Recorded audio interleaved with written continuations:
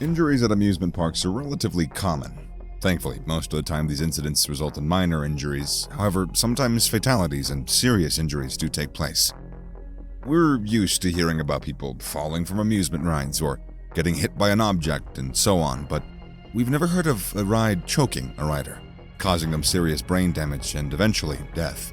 Nevertheless, that's exactly what happened to this individual, Rachel Gibbs, during a family vacation and a trip to AJ's Family Fun Center in Michigan. She was a vibrant, active mom to 2 little boys until a horrific accident at a go-kart track left her in a vegetative state. It is a very heartbreaking story. Rachel Gibbs was an American living in Maidenhead, Britain, along with her British husband Luke and 2 children, Dylan and Jake. They were nothing more or less than a healthy, functional, happy family. Rachel loved photography and taking care of her family, and she even worked for a few years as an art director at Getty Images. But she mostly liked being a freelance photographer. Her husband, Luke, was a hardworking family man who worked at an agrochemicals firm. Favorite hobby was hunting with Rachel for unique artwork. In the summers of 2015, the family decided to go to America to visit Rachel's mother and sisters in West Michigan. Their 2.5-week vacation went just fine. However, a mere 24 hours before returning back to England, everything changed in a rather sad and horrific way. On a fine, rather colder than usual day, the family, along with Rachel's mother and 2 sisters, headed for a fun family day at the famous AJ's Family Fun Center in Comstock Park, Michigan. This amusement park is a family-oriented one and mostly designed for children, and again, families. They don't have roller coasters and crazy swings, but they do have one heck of a go-kart track, and a variety of great go-kart tracks fit for all ages. Unfortunately, that visit turned into a nightmare for the Gibbs family. A horror that haunted them for years and ended with the heartbreaking death of Rachel. Only 24 hours separated the Gibbs from their visit to AJ's amusement park and their flight back home on Wednesday, August 26 of 2015, when they decided to go for a final adventure. Rachel's boys, Jake and Dylan, were pretty excited about using the highly recommended go-karts at the park, and so was Rachel. It was a relatively fine August day, however, it was also unseasonably cold, so Rachel wore a scarf to keep warm. Soon after arriving at the park, Rachel, her husband, and 2 boys decided to hit the go-karts. Her mother and sister stood on the sides to spectate. It was supposed to be a fun, thrill-packed ride, and everything seemed safe. Rachel showed the staff her handbag before getting into her go-kart, and they waved her in without saying a word about the long scarf. As the exhaust fumes and noise took over the sounds of laughter, Rachel's mother noticed that her daughter's scarf was hanging too low to the wheels and the ground. She tried to slow Rachel down and remove her scarf, but it was simply too noisy. Rachel did not hear her mother's screams. Within less than a minute, something went horribly wrong. Rachel's scarf got caught in one of the go-kart's axles. The wheels turned, the scarf began to choke her, and within seconds her windpipe snapped, and thus she couldn't breathe anymore. Rachel didn't blank out, and she tried to remove the scarf from her neck in a desperate attempt to stop the thing from choking her. Soon her go-kart came to a full stop. She removed her seatbelt and the scarf off her neck, got out of the go-kart, walked exactly 2 steps, and then fell unconscious. A spectator saw the whole ordeal and screamed that something was wrong as Luke's cart was approaching from around the corner, and he heard the scream, and he saw his wife take what would later become her last time ever standing. The spectator then jumped the fence and rushed to help Rachel by performing CPR. All of this happened while the staff members were still unaware that this terrible thing had happened. Luke called 911 from his London-based mobile phone and was shocked that the staff didn't know the address of the park. They didn't do anything. They stood there, merely shocked and confused because it was simply something that they were never trained to handle. The staff didn't know what to do as the Gibbs stood next to their beloved Rachel, patiently waiting for an ambulance to arrive.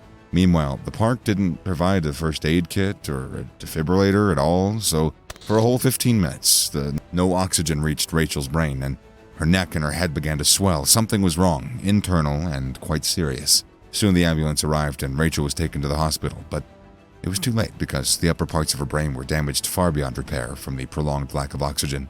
Sadly, and we hate to use this word, Rachel became a vegetable. Her life was simply over, and for the next few years she was sitting in a specialized long-term facility, unaware of anything and completely disconnected from reality. A shell. Unresponsive, unable to move, unable to express herself, unaware of anything. It was the most horrible end that a human being could experience. Her husband often broke into tears during interviews, and his children were just shattered. And it all happened because AJ's Family Fun Center didn't train their staff, nor did they have any procedures in place to handle emergencies. And worst of all, the issue of loose clothing like scarves wasn't even considered an issue that could lead to disasters. So, it was so disturbing that the park owners didn't even express remorse until months later, after Rachel's husband and her family launched a crusade against the kind of negligence and the terrifying fact that so many U.S. states allow amusement parks to self-inspect and make the rules as they please. It's a horrifying fact. The Gibbs family was left in limbo, heartbroken and without answers, so they hired a lawyer and they launched a lawsuit to punish the park for its arrogance and its negligence. For the next 3 years, Luke Gibbs drove every day to the long care facility in West London to check on Rachel. He prayed every day that somehow she'd get better. But as time went by, of course, she got worse. Part of him just died. He would decorate a room with pictures of family and friends and spend hours whispering words, hoping that somehow she would still be aware or at least be able to hear him. But the doctors often told him that her brain was so badly damaged that there was just nothing that he could do. They even told him that it wouldn't make a difference if he came to visit her once every day or week or month, because she was in a paralyzed body and without a mind. All of this was so hard on Luke. It hardened him, but eventually, he began collecting art like she used to do to keep her memory alive. It was even harder for Jake and Dylan, and they often asked their father, "When will Mommy come back home?" January 2018, Rachel passed away. According to legal records, the go-kart at AJ's Parks were purchased 9 years earlier from a Tennessee park.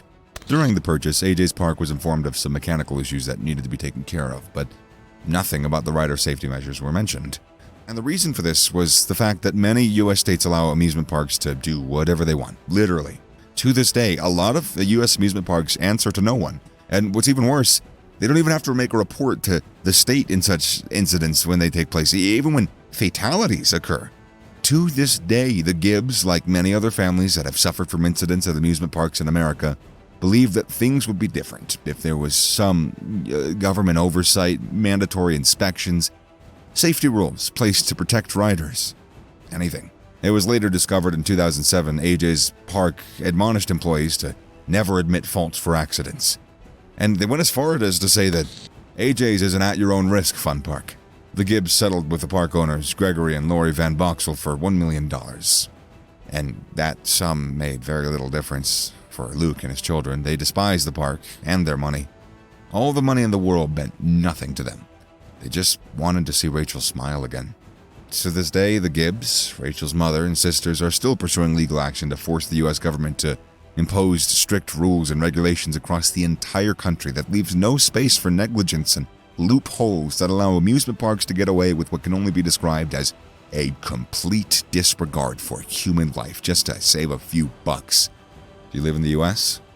What do you think about corporations that amusement parks and carnivals that still do this? Carnivals that still, to this day, lobby the state's governments to allow them to self-inspect and to set any rules that they wish. Thank you so much for watching, and please do like, share, and subscribe as we continue to cover amusement park incidents from across the world. Yeah, we really take the amusement out of amusement park, don't we?